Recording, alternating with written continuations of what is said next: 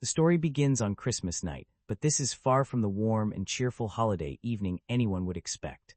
Santa Claus has been working nonstop, and after spending a little too much time among ordinary people, he is about to get dragged into something much darker.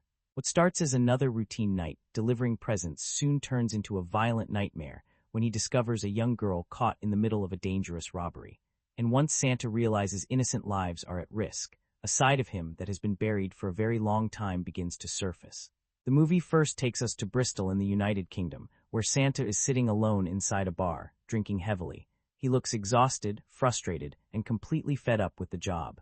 After finishing his glass, he immediately asks the bartender to pour him another. Not long afterward, another man wearing a Santa costume walks into the bar. Seeing someone dressed exactly like him, the man assumes they are both seasonal workers and casually asks whether Santa has just finished his shift. Santa tells him he is only taking a short break before continuing his rounds. He explains that the reindeer already know exactly where they need to go, so most of the time he simply sits in the sleigh and lets them handle the navigation. Naturally, the other fake Santa and the bartender think he is joking. Santa continues drinking before admitting that he has seriously considered giving up the entire Christmas routine. After centuries of delivering presents, he feels like the holiday has changed. In his eyes, children have become increasingly obsessed with expensive things, constantly wanting more without appreciating what they already have. The magic of Christmas seems to have disappeared, and Santa is beginning to wonder why he still bothers. Eventually, he gets up from the bar and heads toward a door that leads to the rooftop. Before leaving, however, Santa gives the bartender a wrapped present and tells her it is for her grandson. The gesture immediately confuses her because she never told this stranger anything about her family, especially her grandson's name. A moment later, she realizes Santa is heading toward what she assumes is the wrong exit, so she follows him upstairs. But when she reaches the roof, he has vanished. She searches around, completely puzzled, until she finally looks toward the sky. That's when she sees an actual sleigh flying away above the building. The bartender stares in disbelief, realizing the drunken man from the bar might genuinely have been Santa Claus. Unfortunately, the magical moment does not last long. Santa suddenly becomes sick from all the alcohol he consumed and throws up from the sleigh, directly onto the stunned bartender below. From there, the movie shifts across the Atlantic to Greenwich, Connecticut. Jason Lightstone is waiting for his estranged wife, Linda, to arrive and pick him up. Their marriage is clearly going through serious problems, but for the sake of Christmas, they are still trying to spend time together as a family. When Linda arrives, Jason greets both her and their young daughter, Trudy. He thanks Linda for agreeing to accompany him to his mother's estate, knowing the family gathering is probably the last place either of them wants to be. The three soon reach the enormous Lightstone property, where a security gatekeeper recognizes them and allows their vehicle through. Inside the mansion, preparations for the Christmas celebration are already well underway. Staff members move throughout the house making sure everything is ready, while the Lightstone family gathers under the same roof. Later that evening, Jason, Linda, and Trudy enter the main living area, where Jason's sister Alva is already waiting with her son Brett and her boyfriend. The atmosphere between the siblings is noticeably competitive. When they hear that their mother is approaching, Alva immediately rushes toward the entrance with her family, determined to be the first one there to greet her. She notices Jason remaining farther back and becomes suspicious. Alva asks what exactly he is planning, clearly believing that Jason has some hidden reason for acting differently. Her boyfriend agrees, suggesting that Jason must be trying to gain some kind of advantage. Eventually, they move toward the rear of the room, where Jason and Linda are standing. After the family dinner ends, everyone begins retiring to their bedrooms for the night. Jason and Linda take Trudy upstairs and tuck her into bed. While they are getting her comfortable, Trudy reminds Jason that he forgot to take her to the mall earlier so she could meet Santa. Because of that, she never had the chance to tell Santa what she wanted for Christmas. Jason immediately feels bad. Trying to make up for it, he tells Trudy she can have one of her presents early. He hands her a walkie-talkie and convinces her that the device has a special connection to Santa Claus. According to Jason, if she speaks into it, Santa will be able to hear her Christmas wish. Trudy believes him. Jason and Linda then leave the bedroom, unaware of what their daughter is about to say. Once she is alone, Trudy picks up the walkie-talkie and quietly speaks to Santa. But instead of asking for toys, electronics, or anything expensive, she makes a much more personal wish. The only thing Trudy wants for Christmas is for her mother and father to fall in love again and become a family. Meanwhile, the real Santa continues traveling from home to home, delivering presents throughout the night. He is still drinking as he works, becoming increasingly intoxicated as the hours pass. Eventually, his route brings him to the Lightstone estate. Santa enters the enormous house and notices the cookies Trudy left behind for him. After helping himself, he discovers a bottle of alcohol nearby and decides to take that too. Rather than immediately continuing with his deliveries, he drops into a massage chair and allows himself a few moments to relax. What Santa doesn't realize is that something far more dangerous is already unfolding elsewhere inside the estate. One of the Lightstone family's security guards enters the security room. Instead of checking on his colleague, he suddenly attacks the guard who is currently on duty and knocks him unconscious. The man is actually part of a larger operation. Once the security room has been taken under control, he contacts the rest of his team and lets them know that everything is ready. The robbery has officially begun. Outside the property, another member of the group arrives. This man goes by the name Mr. Scrooge. When he approaches the estate, the gatekeeper stops him. Mr. Scrooge calmly explains that one of his tires has been punctured and asks if the guard can help him replace it. Believing the story, the gatekeeper turns away to assist him. That single moment of trust proves fatal. As soon as the guard's back is turned, Mr. Scrooge pulls out his weapon and shoots him in the head, clearing the way for the rest of the attackers to enter the Lightstone estate. Mr. Scrooge's assault team quickly takes control of the Lightstone estate. His heavily armed mercenaries move through the property, eliminating guards and staff members before anyone has a real chance to react. Jason's mother is immediately escorted toward a secured panic room by her personal bodyguards. It looks like she might reach safety, but the moment they enter, Mr. Scrooge appears inside as well. Before her guards can stop him, he kills them and takes complete control of the room. Soon afterward, he gathers the rest of the Lightstone family together. Brett, Alva, her boyfriend, and Jason's mother are all forced into captivity as the attackers secure the mansion. While all of this is unfolding, Jason and Linda are somewhere else in the house having a tense conversation about their marriage. Linda finally tells Jason exactly what has been bothering her. She feels like he has become too distant and believes he has not been paying enough attention to Trudy. According to Linda, Jason's relationship with his wealthy and controlling mother has also created problems between them for years. Jason tries to keep the argument from getting worse. He tells Linda that he genuinely wants to repair their relationship and insists that his family fortune means far less to him than she thinks. In fact, Jason says he would be willing to walk away from the Lightstone company and even give up the family's money if doing so meant fixing things between them. Their conversation is suddenly interrupted when gunshots echo through the mansion. Elsewhere in the house, Santa hears the exact same thing. Realizing something dangerous is happening, he decides that staying inside is probably a terrible idea and attempts to leave immediately. Santa tries using his usual Christmas magic. He taps his nose, expecting himself to instantly travel through the chimney and appear on the roof. Nothing happens. He tries again, but his powers still refuse to cooperate. Apparently, being completely drunk has made his magical abilities much less reliable than usual.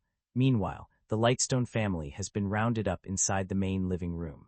As Santa searches for another way out of the house, one of Scrooge's mercenaries unexpectedly discovers him. The armed man clearly wasn't expecting to find the actual Santa Claus wandering through the mansion, but there isn't much time to question it. The two immediately start fighting. Santa struggles at first, but he eventually manages to overpower the attacker and sends him crashing through a window. Back in the living room, Jason's mother attempts to intimidate Mr. Scrooge by revealing that she has a private extraction team already heading toward the estate. She expects this information to make him reconsider the robbery. Instead, Scrooge remains completely calm. He tells her he already knows about the extraction team, including exactly when they are expected to arrive. Then he reveals something even more disturbing. Scrooge knows that approximately $30 million is being kept inside a secure vault somewhere on the property. Jason's mother tells him knowing about the money doesn't matter, because the vault is practically impossible to break into. Scrooge quickly proves that he has done his homework. He knows about the security system, and even knows that she possesses a remote-controlled mechanism that can alter the vault's locking configuration. Before she can do anything, he takes the remote away from her. He then orders members of his team to begin working on the vault and figure out how to gain access to the money. A short time later, one of the mercenaries contacts Scrooge and reports that one of their partners is no longer responding. That immediately raises suspicion. Scrooge orders his people to search the entire estate and locate anyone who may have slipped away during the initial attack. Santa, meanwhile, quietly makes his way back inside through another entrance. Since armed criminals now have control of the mansion, he decides to contact the authorities. He tries using the house phone, but quickly discovers that Scrooge's team has already cut the telephone lines. Before Santa can figure out another option, he hears approaching footsteps. He quickly ducks behind a pillar and stays out of sight. Knowing that another armed attacker is nearby, Santa begins digging through his enormous gift sack, desperately hoping to find something useful. Of course, the bag is filled with Christmas presents rather than weapons. A mercenary eventually steps into the room and slowly searches the area. Santa continues rummaging through the sack until he finally pulls out a doll. It's hardly the ideal weapon, but it will have to do. Waiting until the mercenary gets close enough, Santa sneaks up behind him and smashes the toy against the back of his head. The surprise attack causes the man's firearm to fall to the floor. Unfortunately, the mercenary is still very much alive. He immediately pulls out a knife and turns on Santa. Santa reaches back into his bag and finds something slightly more practical this time, a hockey stick. He swings it at the mercenary and lands another hit. For a moment, it looks like Santa has gained the advantage, but the attacker quickly recovers and starts overpowering him. The fight becomes increasingly brutal as the two struggle through the room. Santa clearly isn't used to spending Christmas Eve fighting professional criminals, yet something instinctive begins taking over. After a violent struggle, Santa finally manages to kill the mercenary. Inside the living room, Linda tries to keep Trudy calm by making her lie down and stay close. Trudy still has the walkie-talkie Jason gave her earlier. Believing she can contact Santa through it, she quietly turns it on and starts calling for him. At almost the same moment, Santa finds the dead mercenary's radio. As he listens to the device, he suddenly hears Trudy's voice coming through. Santa answers her. He asks the little girl where she is and what is happening. Trudy explains that she is trapped in the living room and that several dangerous men carrying guns have surrounded her family. Santa immediately understands just how serious the situation has become. He tells Trudy not to panic and promises that he is going to help her. Determined to find another way of calling for assistance, Santa heads toward the gatekeeper's station outside the mansion. When he reaches the hut, however, he discovers the same problem. The phones there have also been disabled. Then Santa hears Mr. Scrooge speaking over the mercenary radio. Scrooge is trying to contact the man Santa just fought. Instead of remaining silent, Santa answers him. He bluntly informs Scrooge that his mercenary is dead. Santa then gives him a warning. If Scrooge and his men don't leave the Lightstone family alone, Santa is coming after them next. The message completely frustrates Scrooge. He storms back into the living room and demands to know who the Lightstones hired to play Santa Claus. Jason's mother tells him the truth. Nobody hired anyone. There isn't supposed to be a Santa at the estate. Scrooge refuses to believe her. Convinced that the mysterious attacker must be part of some hidden security plan, he decides to pressure the family for answers. He grabs a decorative nutcracker and uses it to violently break one of Jason's fingers. Scrooge then threatens to continue torturing Jason until someone finally explains who this so-called Santa really is. Watching her father suffer, Trudy becomes terrified. She tells Scrooge that he had better stop hurting Jason because Santa is going to punish him. Linda quickly tries to protect her daughter by explaining that Trudy is simply pretending. But Trudy refuses to back down. She insists that Santa is real and that she has personally been speaking with him through the walkie-talkie. Jason realizes that his daughter's belief in Santa could put her in even greater danger. Desperate to keep Scrooge from focusing on her, he tells Trudy something he never wanted to say. Santa Claus isn't real. The words completely crush her. Upset and confused, Trudy runs away from the living room and escapes upstairs. She eventually hides herself in the attic, where she hopes the armed men won't find her. At the same time, Santa has finally gotten a moment to examine his injuries from the fight. He notices that he is bleeding badly. Using whatever supplies he can find, Santa begins stitching the wound himself. But he has already lost a dangerous amount of blood. His strength fades and he eventually collapses. While unconscious, Santa experiences a strange vision. Instead of seeing himself as the cheerful gift giver everyone knows, he sees another version of himself, a hardened warrior from a much darker period of his life. The vision hints that long before the red suit, the sleigh, and Christmas presents, Santa may have been someone very different. Then, through the darkness, he hears Trudy's voice coming over the radio. Her call pulls him back to consciousness. Trudy speaks into the walkie-talkie and finally asks the question that has been on her mind the entire night. Is he actually the real Santa Claus? Santa confirms that he is. But he also explains that being Santa does not mean he can magically fix every problem in someone's life.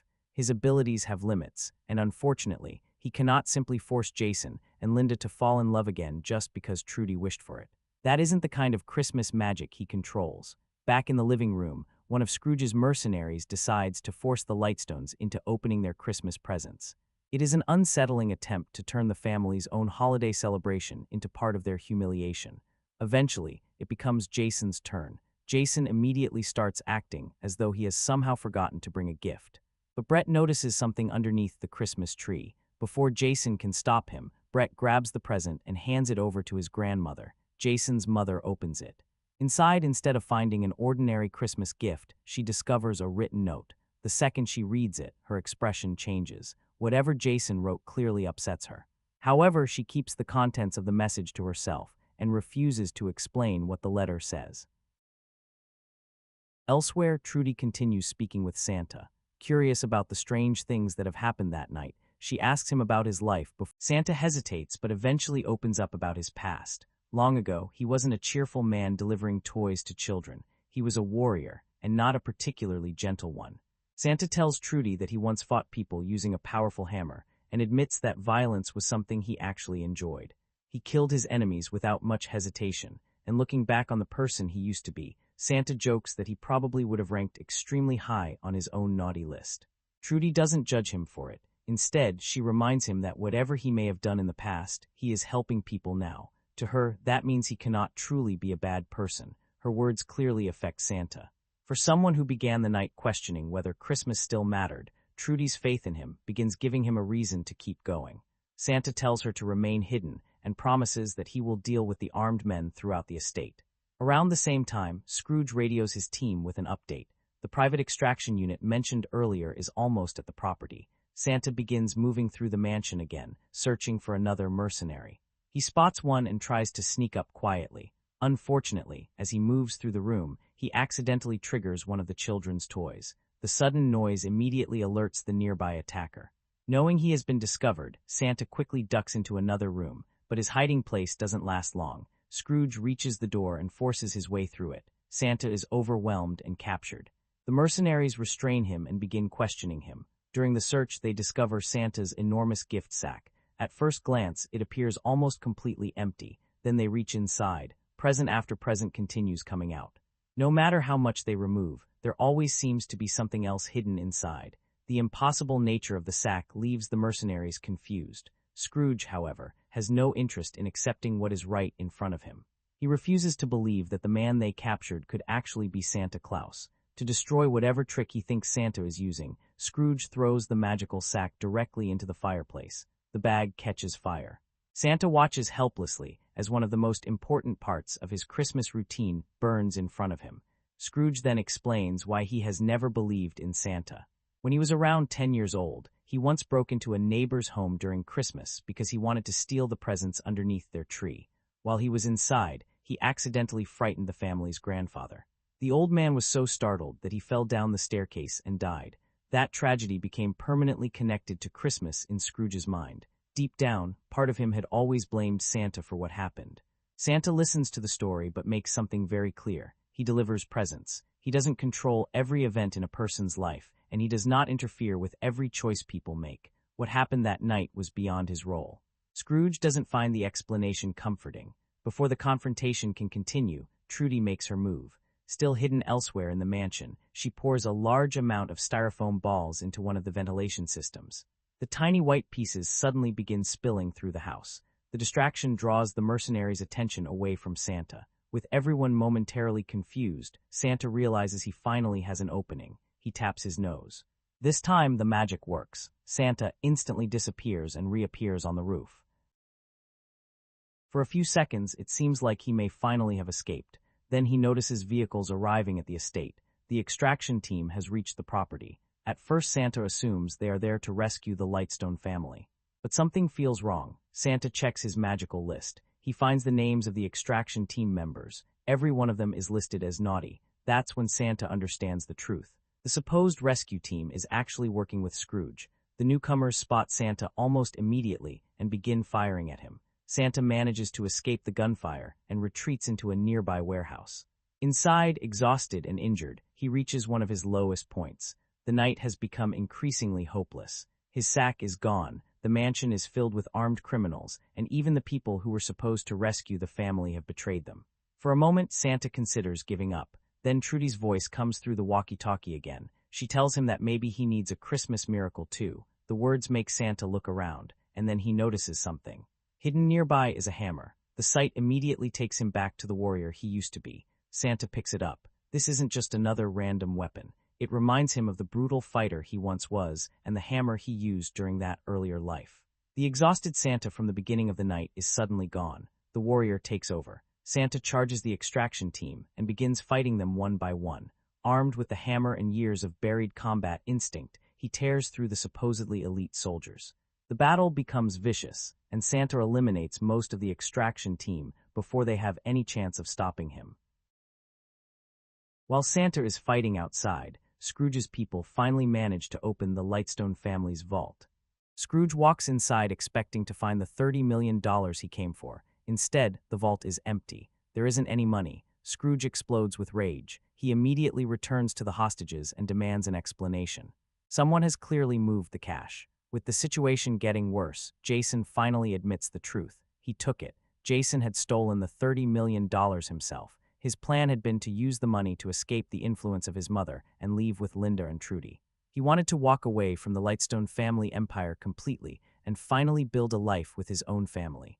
Meanwhile, two mercenaries manage to locate Trudy in the attic. She quickly contacts Santa and tells him that they have found her hiding place, but Trudy hasn't simply been waiting helplessly. Inspired by Home Alone, she has transformed the attic into a collection of homemade traps.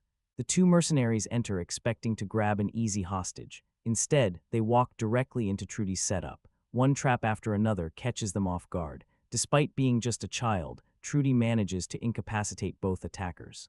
Downstairs, the rest of the family begins fighting back as well. Linda, Brett, and Alva take advantage of an opportunity and overpower another mercenary. For the first time that night, the Lightstones are no longer simply waiting to be rescued. They are defending themselves. Soon afterward, Santa reunites with Trudy, but Jason is still in danger. The surviving members of the extraction team have taken him outside because they need him to reveal where he hid the stolen money.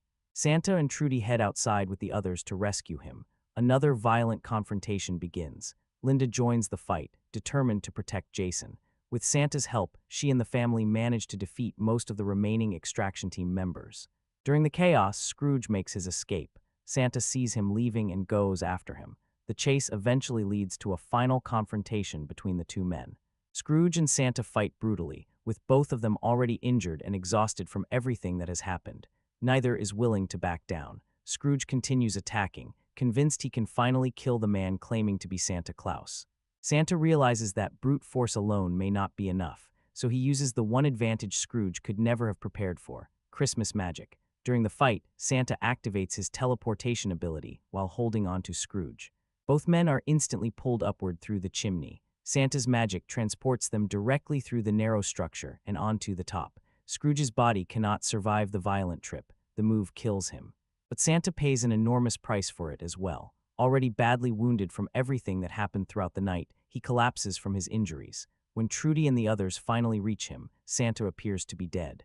Trudy refuses to accept it. She believes that Santa's magic depends on people genuinely believing in him, so she asks everyone around her to say that Santa Claus is real. One after another, the Lightstones begin admitting that they believe. Even the adults who had dismissed Santa as a childhood fantasy join in. They acknowledge that the man lying in front of them really is Santa Claus. For several tense moments, nothing happens. Then Santa suddenly wakes up. Trudy's faith and the family's belief has somehow brought him back. The night has changed Santa too. At the beginning of the story, he was exhausted, drunk, and ready to abandon Christmas because he believed people no longer cared about what the holiday represented. But after meeting Trudy and seeing how strongly she believed in family, generosity, and him, he has found his purpose again. As the chaos finally settles, the familiar sound of Santa's reindeer can be heard approaching. His sleigh arrives at the estate, and waiting for him there is one final surprise. Since his original magical sack was destroyed in the fireplace, Santa's wife has sent him a replacement. A brand new sack is waiting on the sleigh. With his Christmas spirit restored, Santa climbs aboard, ready to continue the night's deliveries. The thing that really makes Violent Night work is that it doesn't treat Santa Claus like a one-note joke. At first, that's exactly what I expected. You see David Harbour stumbling around drunk, clearly fed up with Christmas, complaining about kids, consumerism, all of it, and you think, okay, I get the bit. This is angry Santa, bad Santa with a bigger body count, but the movie actually gives him more than that. This version of Santa is just tired, not fake tired either. He feels like somebody who has been doing the same job for way too long and has slowly watched the meaning behind it disappear. Kids want more stuff, everybody wants the newest thing, nobody seems grateful, and he's reached the point where Christmas feels less magical to him than it probably does to anyone else. And I like that because it gives Harbour something to play besides drunk jokes and fight scenes. He's irritated, messy, kind of miserable, but there's also this feeling that he misses believing in what he does. He hasn't completely stopped caring. He just doesn't really know why he should care anymore. Then the movie starts revealing that this Santa has a past, and not exactly the kind of past you'd expect from the guy eating cookies in your living room. Before becoming Santa, he was apparently a warrior, Nickamon the Red, and suddenly the whole premise makes a little more sense. He doesn't randomly become an action hero because the script needs him to. Violence is something buried inside this character already. Once he gets dragged into the home invasion, that old side of him starts coming back. That's probably one of my favorite ideas in the movie.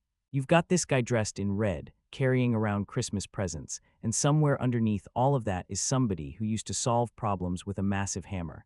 It's ridiculous, but it's the right kind of ridiculous. And the movie is smart enough not to explain every single thing about him. Santa has real magic. He can do things that obviously shouldn't be possible. He has the reindeer, the sack, the chimney stuff, all the traditional mythology. But even Santa doesn't seem to fully understand it. There's something funny about a magical character basically admitting, yeah, I don't really know how this works either. That little detail actually helps. It keeps the movie from getting bogged down in rules and explanations. This isn't trying to build some complicated Santa cinematic universe. Christmas magic exists. That's enough. Move on. Although at the same time, I kind of wanted more of it.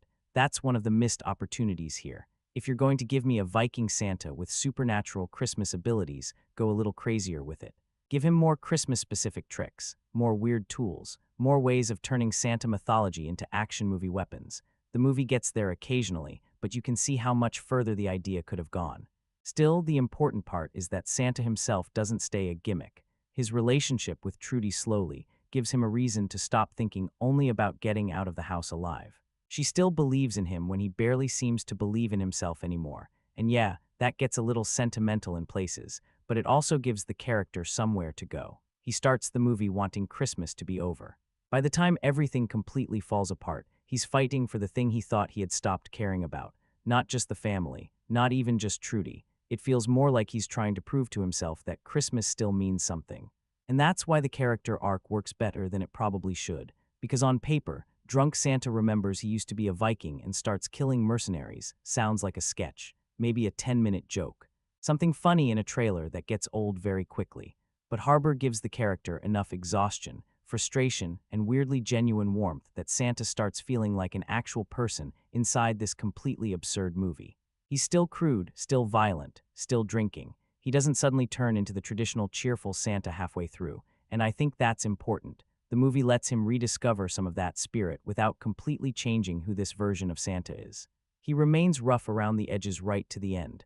That makes the redemption feel a little less manufactured. So for me, the biggest surprise in Violent Night isn't the violence. It isn't Santa swinging a hammer. It's that the movie somehow takes this intentionally ridiculous version of Santa Claus and gives him a character arc I actually bought into. And honestly, without that, I'm not sure the rest of the movie works nearly as well. If Violent Night had cast the wrong actor as Santa, this whole thing probably falls apart. That sounds obvious, but really think about the role for a second. You need somebody who can look completely exhausted, sell the comedy, handle the physical action, and still make the quieter emotional stuff feel sincere without turning the character into a parody. David Harbour somehow manages all of that. He looks like he's been doing this job for centuries and is absolutely sick of it. And that works. There's a heaviness to him that fits this version of Santa really well. He's not graceful. He's not some polished action hero. He looks tired, he gets hurt, he gets frustrated, and when he starts fighting back, it feels messy and physical rather than overly slick. Harbour also understands the joke without constantly playing the joke. That's important. He doesn't spend the whole movie winking at the audience like, can you believe Santa is doing this? He plays the character surprisingly straight. Yes, he's drunk. Yes, he swears. Yes, he beats people to death. But underneath all of that, Harbour gives Santa this genuine sadness that makes him more interesting than the concept probably deserves. And when the action starts, his physical presence helps a lot. He looks believable swinging a hammer. He looks believable getting thrown through things. There's weight behind the fights, and Harbour never feels like he's pretending to be tougher than the movie needs him to be. For me, he's easily the center of the film. But Trudy is probably the character that's going to divide people the most. She's the kid who still genuinely believes in Santa, and through that belief, she ends up becoming his emotional connection to everything happening inside the house. The walkie-talkie idea is actually pretty clever because it gives them a way to build a relationship without forcing them to spend every scene together. And Lee Brady does a good job with it. She brings a lot of sincerity to the character, and that sincerity matters because Santa needs somebody in the movie who still sees him as Santa Claus, rather than this drunk guy covered in blood. That said, I completely understand why some people find Trudy a little too sweet. There are moments where the movie goes from brutal violence to very soft Christmas sentiment, and Trudy is usually right in the middle of that shift. Sometimes it works. Sometimes it feels like you accidentally changed channels and landed on a completely different Christmas movie.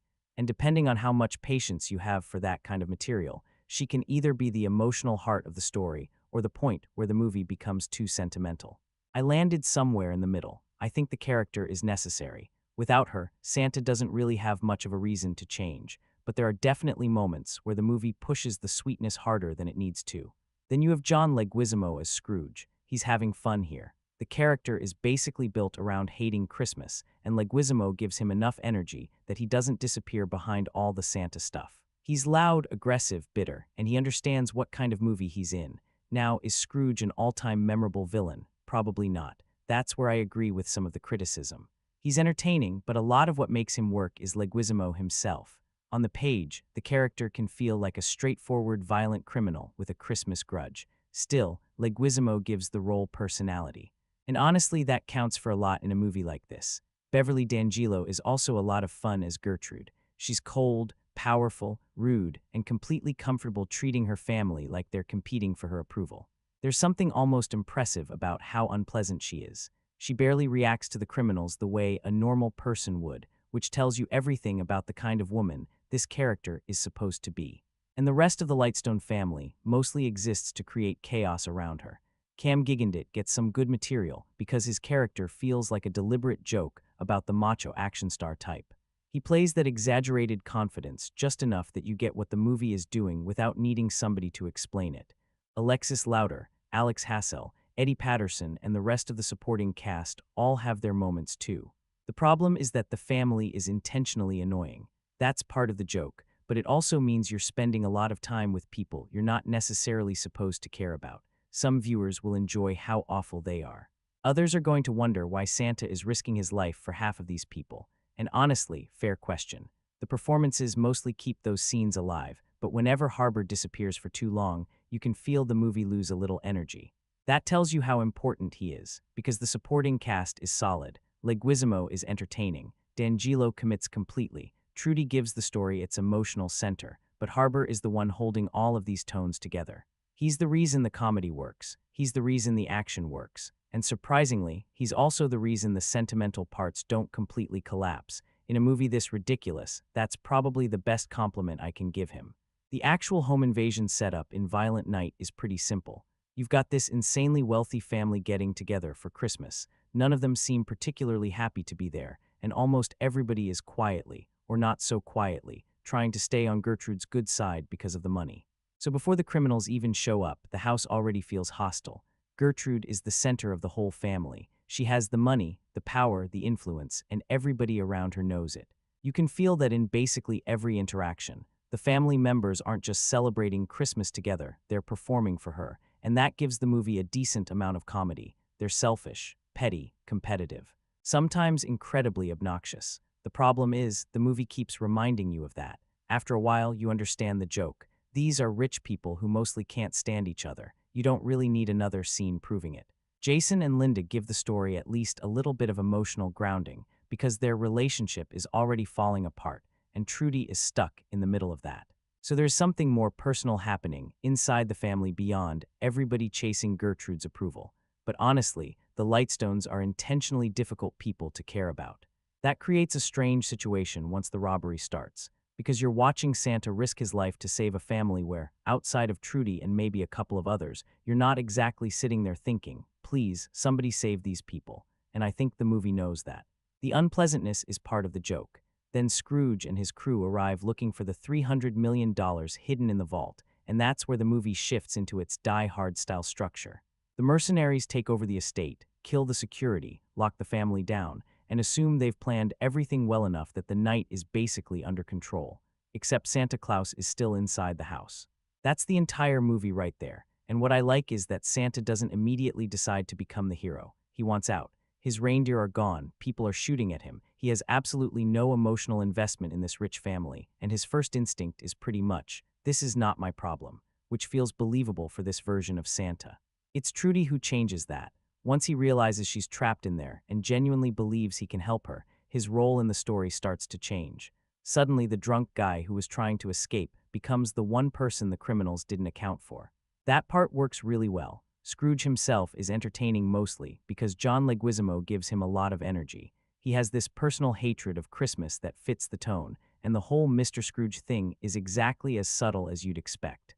Which is fine, this isn't exactly a subtle movie. But the villains do have a weird problem. They're introduced like highly trained professionals, yet once Santa starts moving around the house, some of them become surprisingly easy to outsmart. There are moments where you start questioning how competent these people are supposed to be, especially because the movie wants them to feel dangerous at first. That doesn't completely ruin anything, but you notice it. And then there's the larger story structure, which is probably where Violent Night feels the most familiar. Take Santa out of this movie, and you're left with a fairly standard wealthy family hostage thriller. Criminals invade. There's money in a vault, there are betrayals, there are people on the outside who may or may not be trustworthy. The family has internal problems. Eventually, everybody's secrets start coming out. We've seen versions of that setup plenty of times. So the Santa angle is doing a lot of heavy lifting. Thankfully, it's a strong enough gimmick to carry most of it, because every time the story starts feeling too familiar, Santa walks back into the movie, and suddenly you're watching a Christmas icon creeping through a mansion, trying to figure out how to kill armed mercenaries. That changes the flavor completely. The weaker stretches are usually the ones where the movie spends too much time away from him. The family arguments can drag, some of the hostage scenes are predictable, and the emotional reconciliation material starts heading exactly where you expect it to go. But once the home invasion and Santa's presence start feeding into each other, that's when the movie finds its personality. It's not that the story itself is especially original. It really isn't. The fun comes from taking an extremely recognizable action movie framework and dropping the real Santa Claus into the middle of it. And somehow, that's enough to make the familiar parts feel a lot more entertaining than they probably should. If there's one area where Violent Night understands exactly what people came to see, it's the action. The whole appeal is right there in the title. You're not watching this because you want Santa to politely negotiate with a group of armed mercenaries. You want to see what happens when the guy who normally carries a sack of toys starts reaching for whatever sharp, heavy, or vaguely festive object happens to be nearby. And the movie has a lot of fun with that. The best action scenes aren't just violent for the sake of being violent. They actually use the Christmas setting. That's what gives the fights their personality. Candy canes become weapons. Christmas lights become part of a kill. Ice skates get involved. Decorations that should be harmless suddenly look incredibly dangerous. There's something wonderfully stupid about watching Santa scan a room full of Christmas ornaments and basically turn it into an arsenal. It works because the violence is constantly fighting against the image we have of Santa Claus. This is supposed to be the warm, comforting guy who leaves presents under the tree. Here he is smashing somebody with a hammer. That contrast never really stops being funny, and David Harbour helps sell the physical side of it because the fights don't make Santa look invincible. He takes hits, he gets exhausted, he stumbles around. Sometimes he looks like he's figuring out what he's doing in real time. Then that old warrior instinct kicks in. That's when the action gets much more aggressive. The hammer sequences are probably the clearest example. Once Santa gets something in his hands that feels connected to his past, the movie almost lets him become a different person for a few minutes. There's suddenly this sense that, underneath the beard and the red suit, this guy genuinely knows how to hurt people. And some of those hits are nasty. The film gets surprisingly graphic in places. People are shot, stabbed, impaled, crushed. There's blood all over the place. Limbs and bodies take damage in ways that definitely remind you this was never intended as a family Christmas movie. You're not putting this on for the kids because Santa happens to be in it.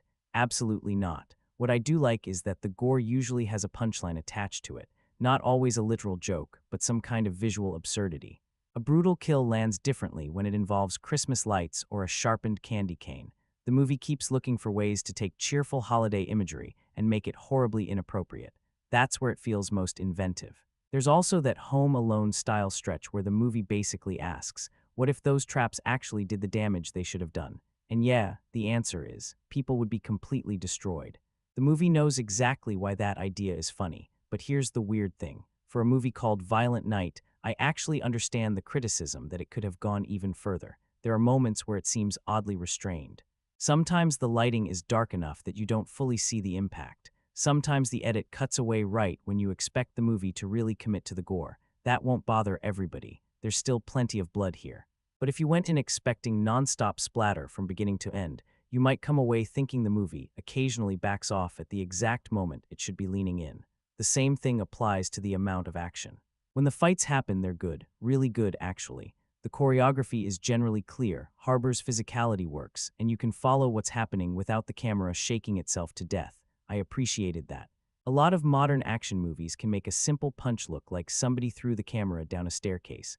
Violent Night is usually much cleaner than that. There are wider shots, the geography of the fights makes sense, and you're allowed to actually watch the performers move. It's not John Wick. I don't think the movie ever reaches that level of precision or sophistication, but it clearly benefits from that modern style of action, filmmaking where choreography matters, and the audience is actually allowed to see it. The stunt work is solid too. Hits have weight, people get thrown through things, bodies crash into furniture. You can feel the physical messiness of the fights, and because Santa isn't moving like some perfectly trained assassin, the choreography has this scrappy quality that fits him.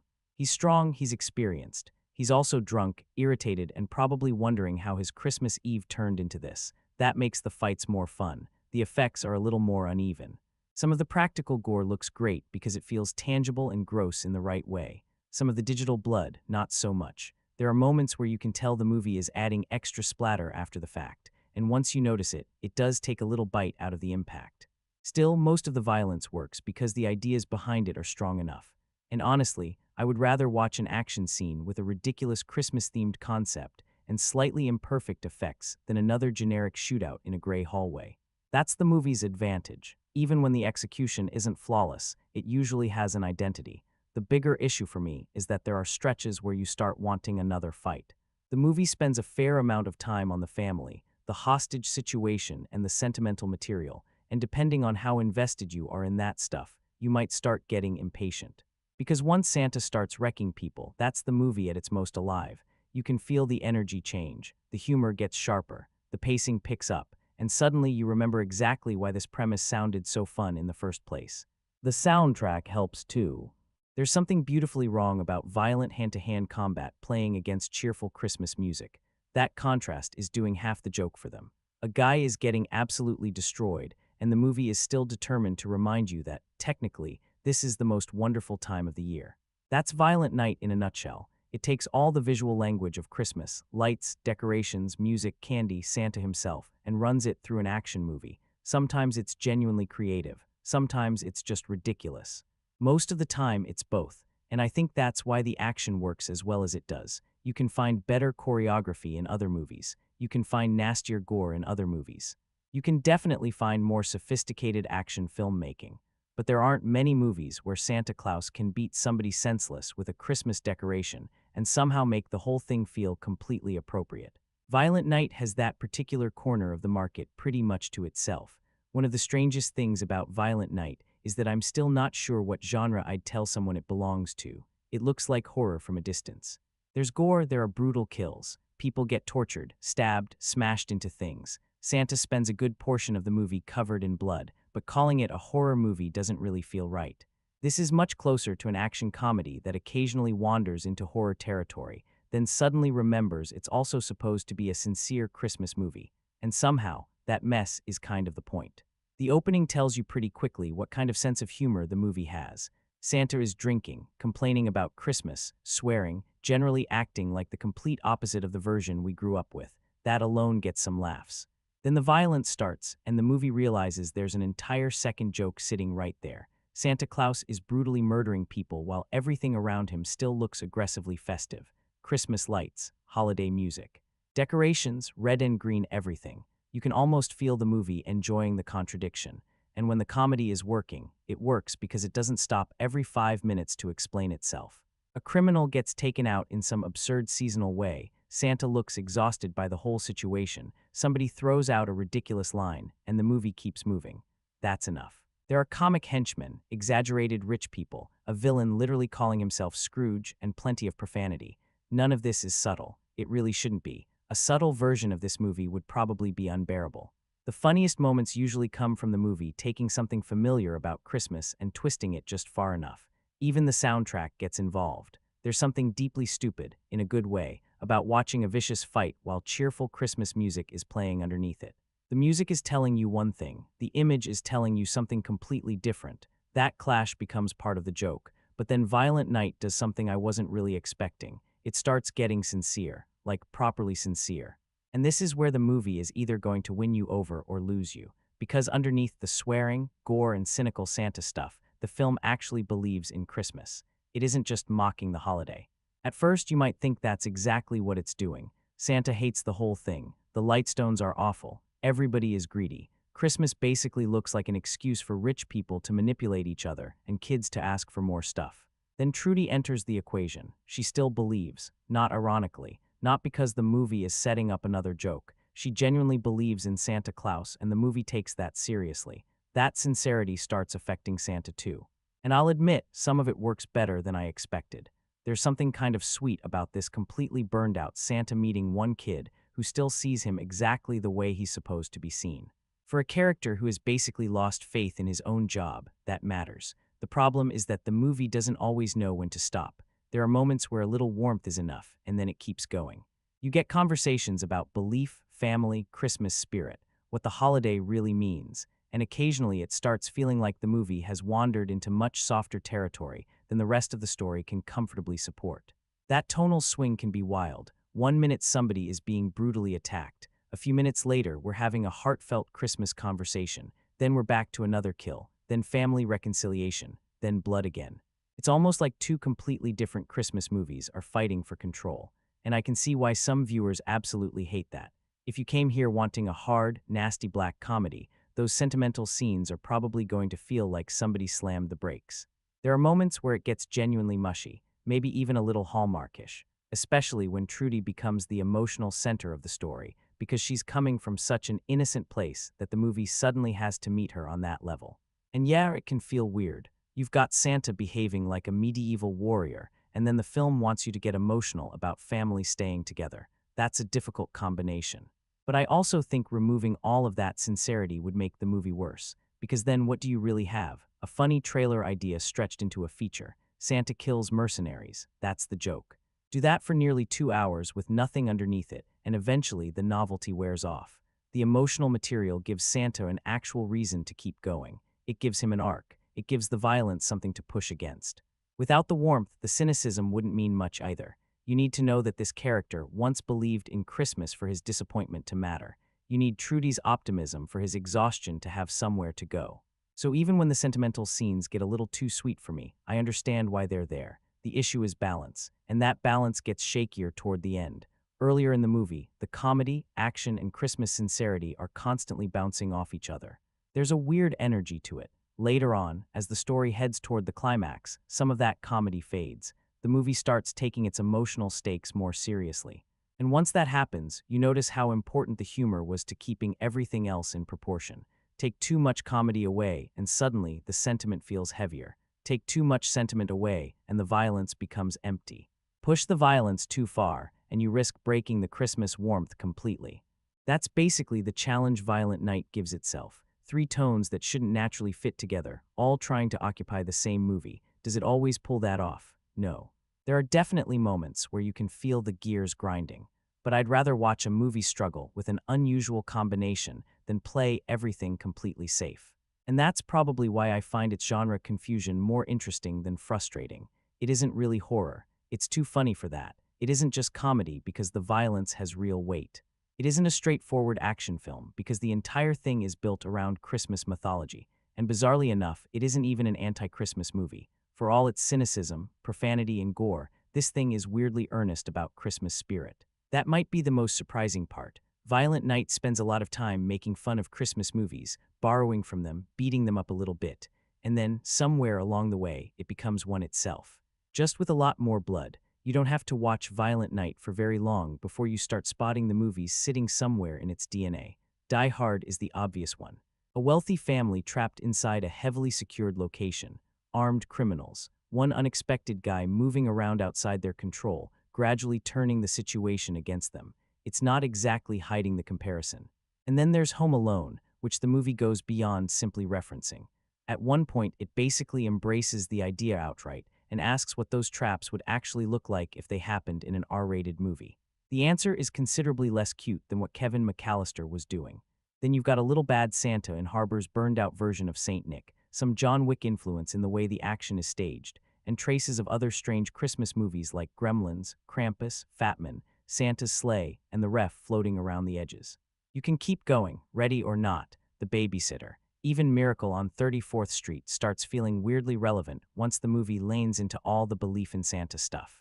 So no, I wouldn't call Violent Night particularly original in terms of structure. It knows exactly what shelf of movies it came from. The more interesting question is whether combining all of those influences creates something with enough personality of its own. For me, sometimes it absolutely does. Because Die Hard, but the guy saving everyone is literally Santa Claus, is still a pretty strong starting point. And the movie is at its best when it takes that premise and actually thinks about what it can do with it. Don't just give Santa a gun, give him Christmas decorations, give him a candy cane, give him a hammer, use Christmas lights. Take things that normally belong in this warm, harmless holiday setting and turn them into action movie tools. That's when the film stops feeling like a collection of references and starts feeling like itself. I wish it did that more often, because whenever the Santa-specific ideas disappear, the rest of the movie can become surprisingly ordinary. The hostage setup is familiar. The dysfunctional rich family is familiar. The criminals looking for money in a vault, very familiar. Even some of the emotional beats go exactly where you think they're going. So there's this constant push and pull between a genuinely fun central idea and a story structure that keeps falling back on things we've seen before. And that's probably why the screenplay gets such mixed reactions. There are moments where the writing is actually pretty clever. The dialogue can be sharp. The movie knows how ridiculous its premise is without completely turning everything into parody. There are good little ideas everywhere. Santa not fully understanding how his own magic works, his violent past, the Christmas-themed kills, Scrooge's hatred of the holiday, all of that feels playful. But then there are scenes where the script starts leaning heavily on cliches or stretches an emotional conversation longer than it really needs to. Sometimes you can almost feel the movie thinking, okay, now we need the Christmas message. And that's where the writing gets much more conventional. I also think there was room to push Santa's mythology further. If you've already committed to the real Santa being a former warrior with unexplained magical abilities, why stop there? That is such a bizarre idea. Explore it. Give him more strange Christmas powers, more tools, more mythology, more things that could only happen because this guy is Santa Claus. Instead, the movie occasionally settles for putting Santa into a fairly normal action sequence and trusting the costume to do the rest. Luckily, Tommy Wirkola understands this kind of material. If you've seen the Dead Snow movies, you already know he's comfortable combining violence with comedy without acting embarrassed about either one, and that confidence matters here. A movie like Violent Night could become painfully self-conscious very quickly. You know the type. Every character keeps making jokes about how stupid the premise is because the filmmakers seem nervous that the audience might laugh at the wrong thing. Wirkola mostly avoids that. He just commits. Santa is real. The violence is real. The magic is real. The absurdity is real. Fine, let's go. There's an energetic quality to the direction when the movie gets moving, especially during the action scenes. The fights generally have enough space to breathe. You can see what's happening. The camera isn't constantly trying to create excitement by shaking around or cutting every half second. That might sound like a small thing, but it makes a huge difference. When somebody gets hit, you can actually see the setup and the impact. When a stunt happens, the movie often lets you watch the stunt. That sounds embarrassingly basic, but action movies still mess this up all the time. The production design helps too. The Lightstone estate gives the movie a giant Christmas playground to work with. decorations are everywhere. Lights, ornaments, fireplaces, expensive furniture, snow outside. It looks festive enough that the violence feels even more inappropriate. And that contrast is basically the visual identity of the movie. Everything says Christmas. Everything happening inside that Christmas environment says absolutely not. The props are especially important because so many of them eventually become part of the action. A Christmas decoration can't just look nice in the background if Santa is going to pick it up later and use it on somebody. That kind of setup makes the mansion feel less like a generic location and more like part of the joke. The effects are mostly solid. Some of the practical stuff has real weight to it, especially when bodies are hitting objects or the movie gets into the nastier physical damage. The digital work is more inconsistent. There are a few moments where the blood looks obviously added, and when the movie is already going so hard on the violence, fake-looking splatter can pull you out of it. Not enough to ruin the scene, but enough to notice. The editing gets mixed results too. During the better fights, it's clean and readable. Elsewhere, especially when the movie wants to hide an impact or move through a kill quickly, you can feel it cutting around the violence. Some viewers probably won't care. If you came for maximum gore, you might. The soundtrack, though, knows exactly what movie it's in. Using cheerful Christmas music over people beating each other senseless is an easy joke, but it works. Bryan Adams' Christmas Time, playing against brutal action, is the sort of choice that tells you Wirkola isn't interested in subtle irony. Neither are Slade or Burl Ives exactly being used to make the movie feel restrained. The music keeps reminding you that this is still supposed to be festive, even when somebody is getting absolutely wrecked. And that pretty much sums up the filmmaking approach. Take something familiar, push it in the wrong direction. See if it becomes funny. A lot of the time it does. The bigger issue is originality, because there's a difference between being self-aware about your influences and actually escaping them. Violent Night never completely escapes them. Sometimes you can practically see Die Hard standing behind the movie. Sometimes Home Alone steps directly into frame. And there are moments where it feels less like inspiration and more like the film checking off things it knows the audience will recognize. But I don't think that automatically makes the movie lazy. The filmmakers clearly know what they're borrowing. The best scenes use those references as a starting point rather than the entire joke. The weaker scenes just remind you of better or more famous movies. That's the line Violent Night is constantly walking. And weirdly, the thing that saves it is Santa. Take him out and I'm not sure there's much here you haven't seen before.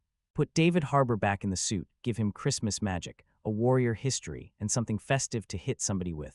And suddenly the movie has a personality again, so I wouldn't call Violent Night groundbreaking. Not even close, it borrows openly, sometimes shamelessly. But when Wirkola, Harbour, and the writers stop trying to recreate the movies they clearly love and start asking, okay, what would our Santa do with this? That's when the film becomes much more interesting.